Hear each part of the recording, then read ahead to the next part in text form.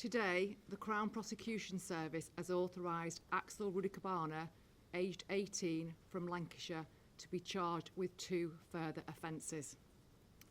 Axel Rudakubana already faces 3 charges of murder, 10 charges of attempted murder and 1 charge of possession of a knife, all relating to the incident at Hart Street on the 29th of July 2024.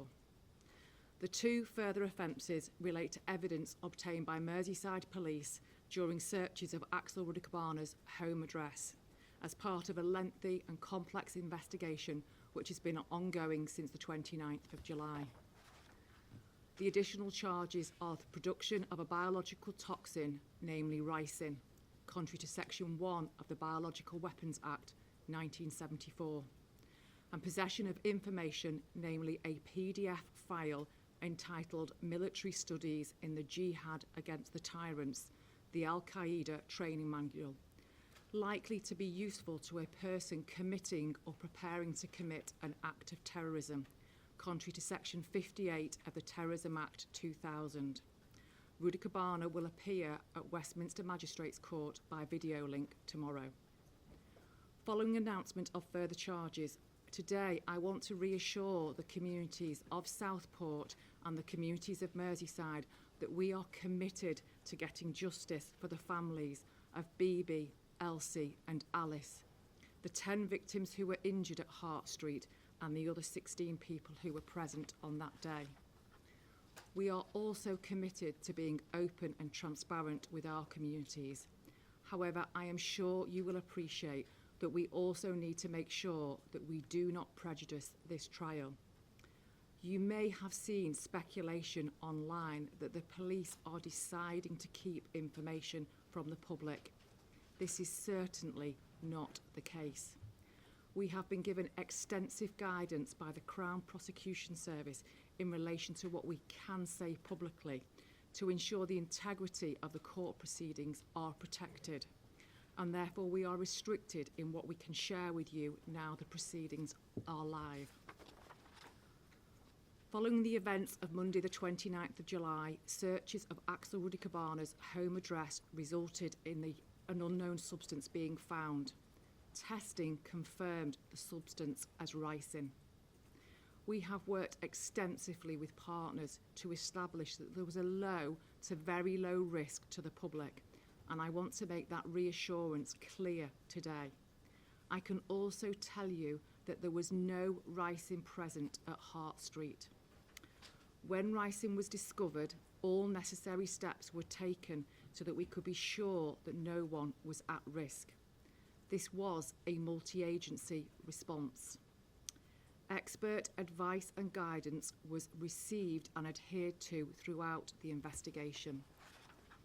In the days following, Merseyside Police worked extensively with our partners, including Merseyside Fire and Rescue Service, North West Ambulance Service, Sefton Council, West Lancashire Borough Council, Counter-Terrorism Policing North West, Counter-Terrorism Policing Headquarters, the UK Health Security Agency, the Crown Prosecution Service, NHS England, the National CBRN Centre, the Defence Science and Technology Laboratory and the Ministry of Defence to identify if there was any risk to victims, local communities and specialist professionals in attendance at Hart Street and Old School Close.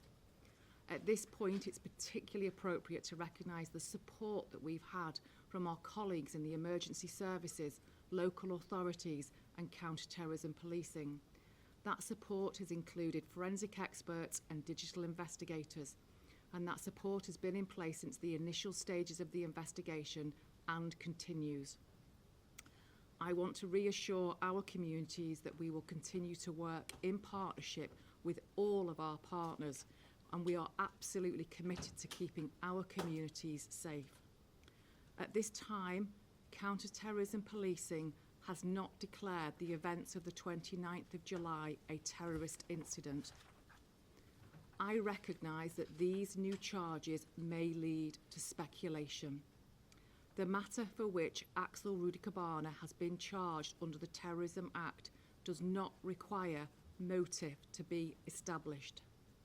For a matter to be declared as a terrorist incident, motivation would need to be established. I would strongly advise anyone against speculating as to the motivation in this case. The criminal proceedings against Axel Rudakubana are live, and he has a right to a fair trial. It is extremely important that there is no reporting, commentary, or sharing of information online that could prejudice these proceedings. I want to remind everyone that the trial is scheduled for January next year. Since the 29th of July, my officers and staff have been working diligently in conjunction with colleagues from counter-terrorism, and they are continuing to assess evidential material which we have recovered to ensure all the evidence is available to the Crown Prosecution Service, and the details of the case will come out in court. My plea is to be patient. Don't engage in rumour and speculation. Don't believe everything you read on social media.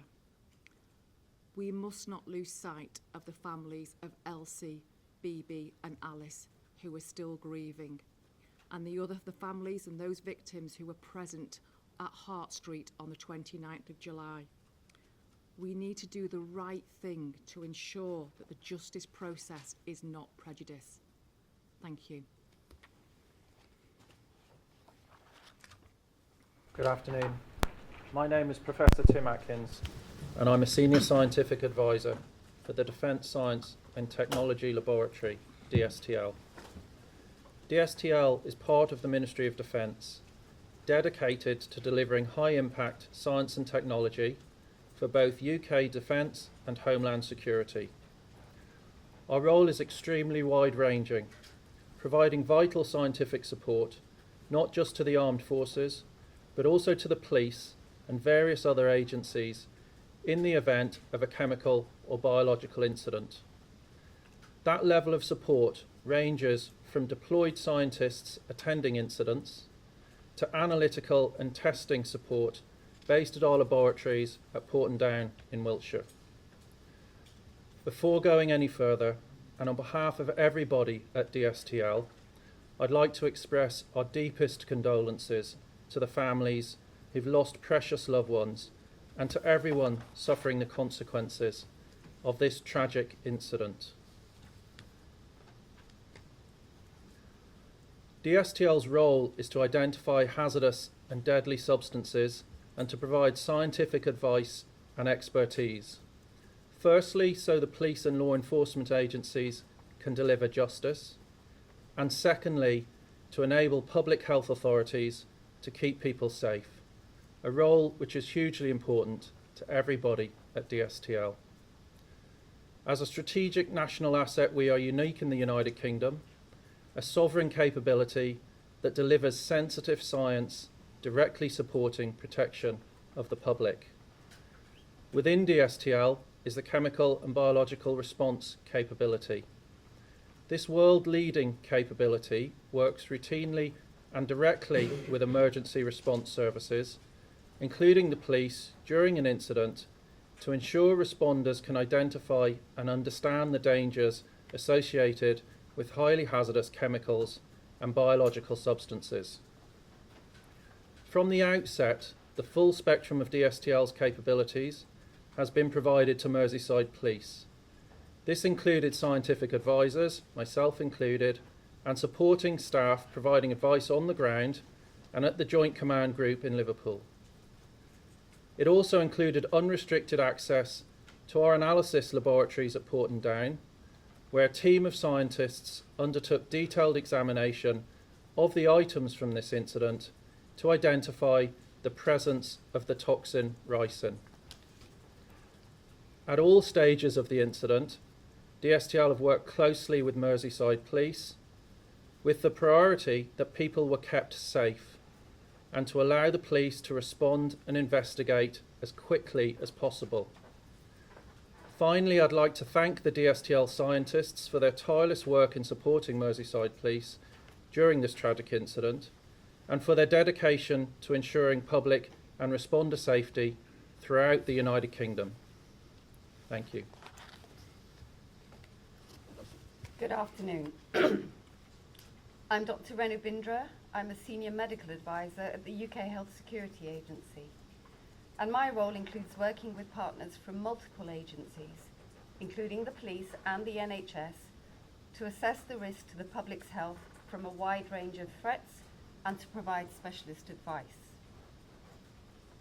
Early in August, we were informed by the police that ricin, a very toxic poison, had been found in the suspect's home.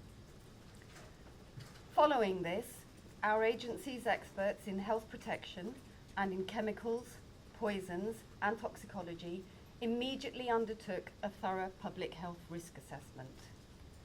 This was based on the available evidence and information we received from the police, from DSTL and from the NHS. This information confirmed that there was no evidence that any victims, responders or members of the public were exposed to ricin, either as part of the incident or afterwards. Our detailed initial risk assessment judged that the risk to the community and to the wider public was low. As always, when responding to possible health threats, we keep our public health risk assessments under close review. As the police investigation developed, our ongoing assessment was that the risk to the public had reduced even further. I appreciate that this information may be concerning. However, I would like to emphasize that there has been no evidence of ricin poisoning in anyone involved in or connected to this incident. Ricin is not infectious between people, and the risk to the wider public based on the information available has always been low. Most people who have ricin poisoning will develop symptoms within 24 hours, with some symptoms starting even earlier. It is very unlikely that symptoms will start after more than 3 days. Finally, I would like to offer my heartfelt condolences to all those affected by the incident. And our thoughts remain with the families, the local community, and all those who supported the response. Thank you. That's the end of the full publication briefing, so if I can ask everybody to turn off their recording devices and cameras, please, and we'll get ready for the publication. Thank you.